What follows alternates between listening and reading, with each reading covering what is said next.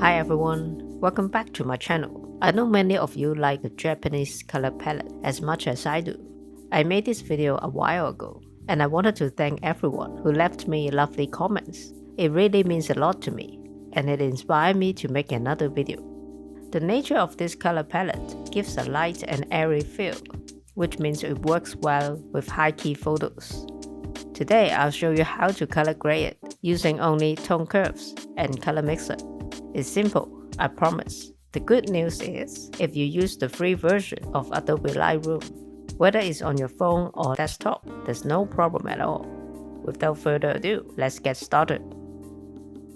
The photo I'm using for this demo is a candid shot on the street. I chose it because it has green and blue colors, so you can see how they change as well as the skin tone. When I took the photo, there's sunlight shining in the background. I exposed for the highlights to make sure they didn't blow out. So let me increase the overall exposure, decrease the highlights, and bring out the details in the shadows. Next, we move on to the tone curve. Here, we further brighten the image. You guys know the drill. Add control points on each curve. In midtones, shadows, and highlights, you'll see the histogram underneath it.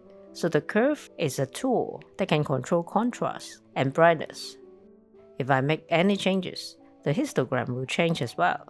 I use Lightroom Classic, so I can type in the input and output value for precision. If you move the curve up or to the left, that means you're brightening it up. Input value is smaller than output value. For this airy style, we want the shadows, midtones, and blacks to be brighter and lighter. Does it make sense? Moving on to the red curve, since our color palette is green and bluish, we'll add cyan to the shadows and midtones. In the green curve, we'll add magenta in the shadows and a little bit in the midtones, and some green in the highlights. In the blue curve, we add yellow to the shadows, blue to the highlights. Maybe add an extra point to the shadows to make it slightly warmer. Toggle to see the before and after. You can see the overall tone is cooler and the trees are greener. Go to color mixer. Let's adjust the skin tone. Add luminance to yellow and orange. Do you see the difference? Lastly, darken the blue color. If you have a blue sky or any blue elements, it will help. Otherwise, you can ignore it. And that's it. Pretty straightforward, isn't it? Here's a recap. We first balance the exposure of highlights and shadows, then increase the exposure and shadows.